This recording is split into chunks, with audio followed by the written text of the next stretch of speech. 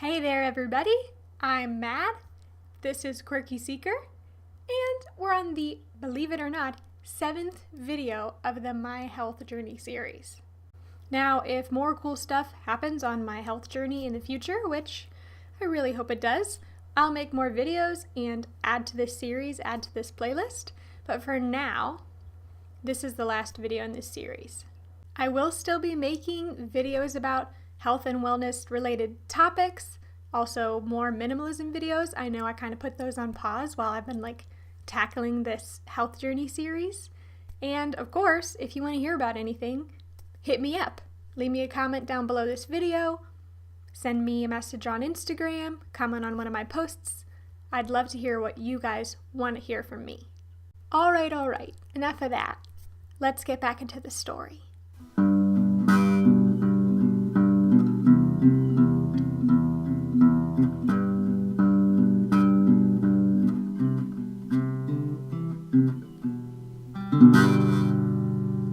Nate and I had done a whole 80. We had reintroduced the foods that we wanted to reintroduce, and we had purposefully chosen not to reintroduce other foods, and we had just been chugging along for quite a while, I think about a year, maybe over a year, of just living that food freedom, life after Whole30 life, and feeling really, really good. We were really satisfied with this kind of base diet that we had developed for ourselves, which was no sugar, really high in vegetables, and meats and fat and protein at every meal. We ate a ton of sweet potatoes, and to mince words, I would describe our diet kind of like Whole30 plus dairy and alcohol. And it was working great for us, for both of us. We just felt really good about the way that we were choosing to do meals and snacks and life. And even sometimes when we made decisions to go off plan and eat something that we typically wouldn't, if we felt bad afterwards, it was like, well, I made that decision, I paid the consequences, and also now I know for the future, it really is not worth it for me to eat that anymore. As we spent more time talking to people and online, reading about Whole30 and stuff, we realized that the Whole30 and paleo are very tied to each other. A lot of people who are eating the paleo diet or living the paleo lifestyle will use the Whole30 because it's a paleo-based program as their reset.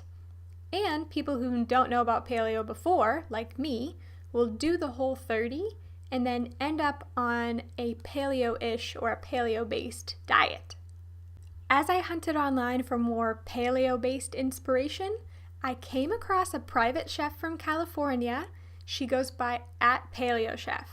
Mary is really cool because she talks about dietary restrictions and food allergies and shares tons of cool recipes. One of the recipes that she shared for fat fudge is actually being turned into a product. It's really cool because I started following her around the time when that was beginning, and to watch her journey through that has been really, really cool. As Mary has shared her own quirky wisdom online, she's impacted me in a lot of ways. But I have to say, the number one thing, the thing that's impacted me the very most that she's shared has been this. Fat is fat. Fat is fat changed my life. I had never heard anybody talking about that before. I didn't fully understand, but I was really intrigued and I wanted to learn more. So I went ahead and tracked down this book by Gary Taubes called Why We Get Fat. And that was kind of my introduction to the science behind carbohydrates, protein, fat, which are called macronutrients.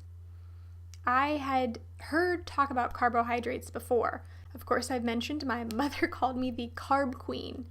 And of course, when I was going through my vegan phase, the talk was all about how you don't need to eat animals to get protein, how there's protein in pretty much everything, and how you can get all the protein that you need from plants.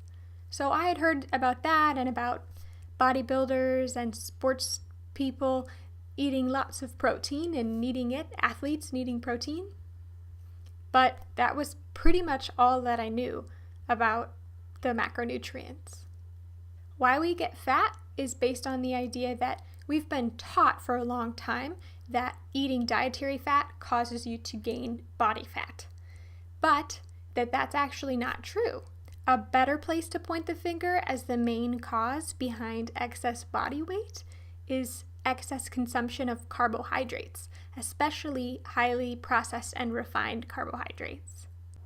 This book was really interesting to me, and it actually made a lot of sense with my recent experience with the Whole30, and it really lined up with what Paleo Chef was talking about.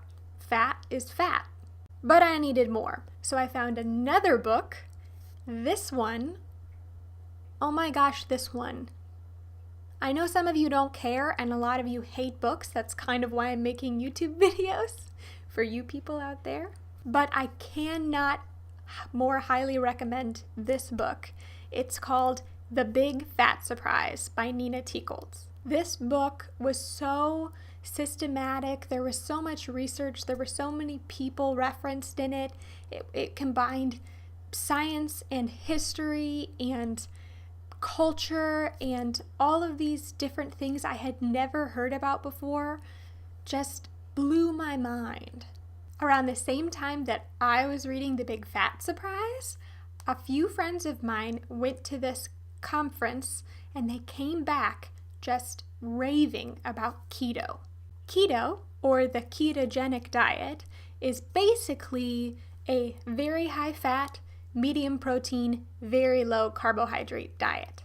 Both of my friends who had been to this conference, and they went completely separately, they didn't go together, they both came back with this fire and this passion, and they started sharing all this information that they had learned about keto and some of the influential people that they had heard from at the conference, and I caught the bug. I think it was partly because I had already been reading about how fat is fat, and then to hear them sharing concepts that kind of aligned with that made me want to pursue it further.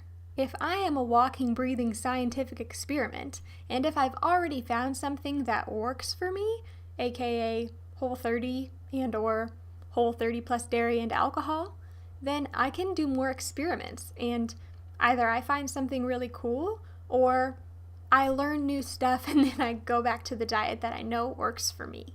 So when both of my friends said, I'm trying the keto diet, I said, me too.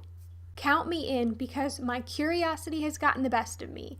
I want to know, is fat really fat? Will I feel better on a ketogenic diet? Is this a fad? I wanted to know everything, and along with continuing to read and research and stuff, I figured the best thing to do was to try it myself. And then, of course, after 30 or 40 days, go back to my old diet and then have that new knowledge and information under my belt.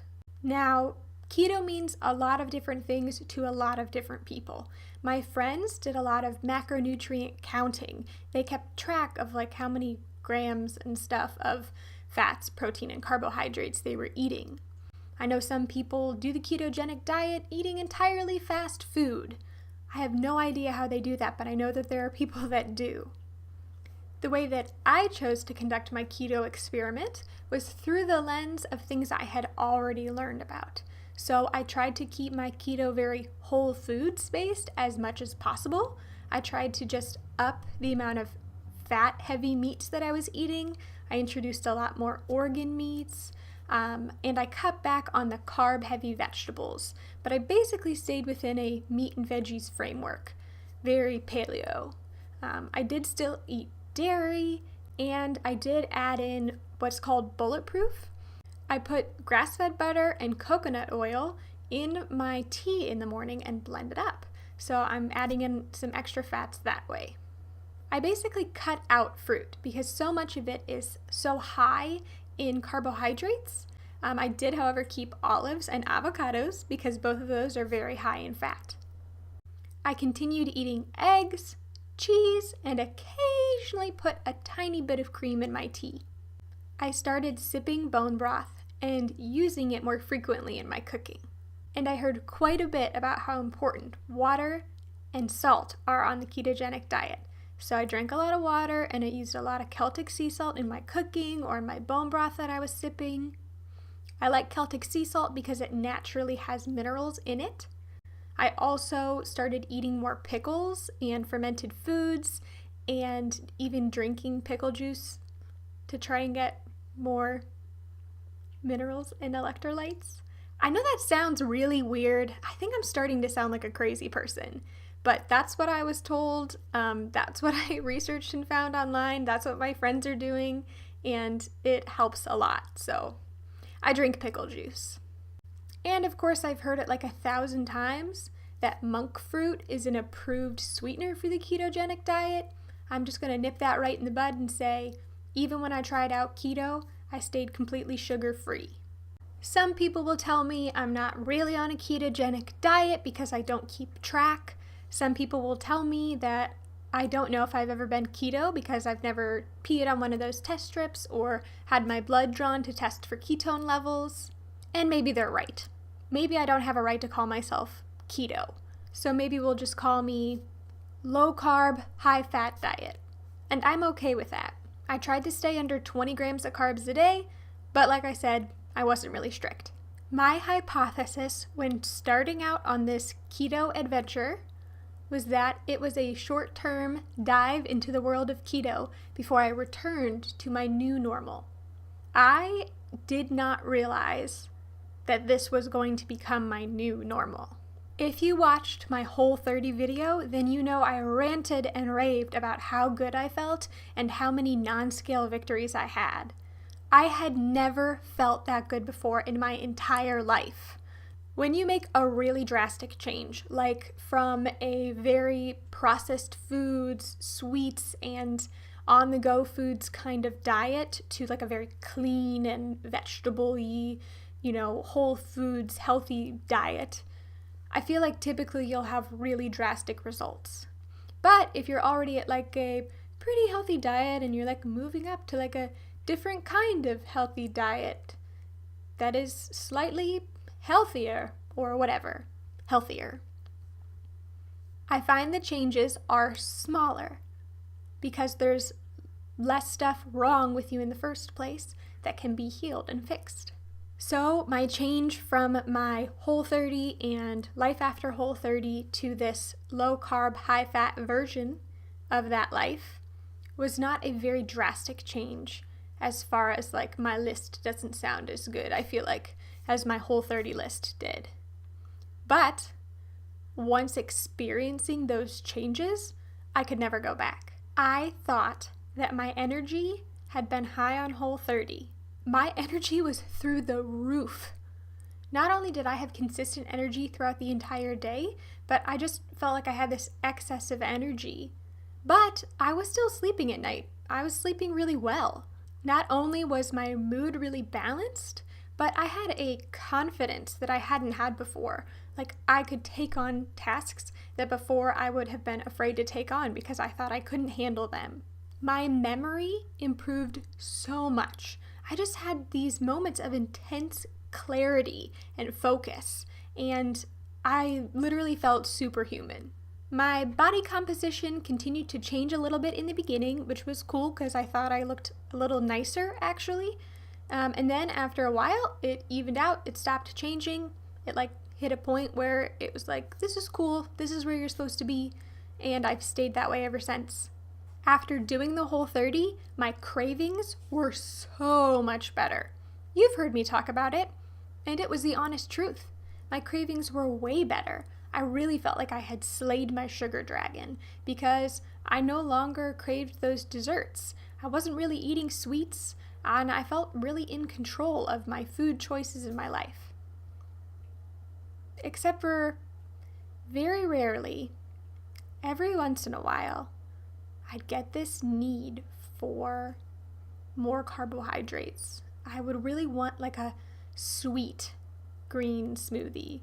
I would really want to take foods that were okay, good foods, and mix them up and make them in a way that resembled junk food.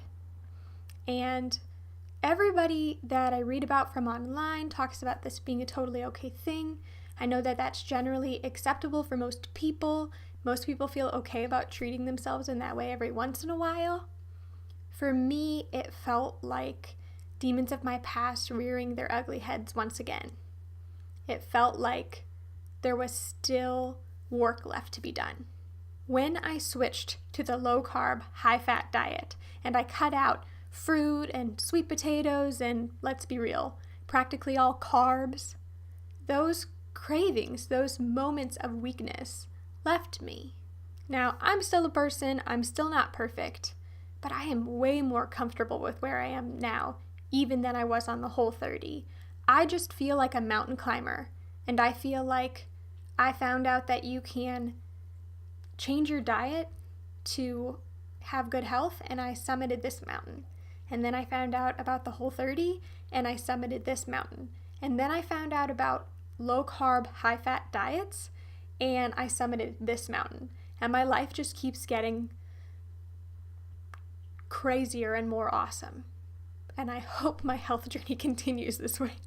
Well, I've got you guys pretty much up to speed on my health journey, at least as far as what I eat and how I got to eating this way. It's been kind of a crazy journey, so thank you so much to everyone who's followed along. There's just one more thing I feel needs to be said before I finish this video, and that's, please, do your own research. I'm only one person, and I do my best to do my own research, to listen to my body, to eat whole foods and try and do what it is I believe at the time is best for me. But I've been wrong in the past, and I could be wrong again. Also, just because something works for me doesn't mean it's going to work for you. I encourage you to experiment, to pursue health, and do your own research. What if I'm wrong? What if you decide to try something because I recommended it, and then in the future you find out I didn't really know what I was talking about? I want to encourage you. Don't just trust me. Don't just trust one or two people. Go and find different sources, different viewpoints, different ways of thinking, and try things out for yourself. Who knows? Maybe it'll lead you to where you never expected you could go. Oh, and later, haters.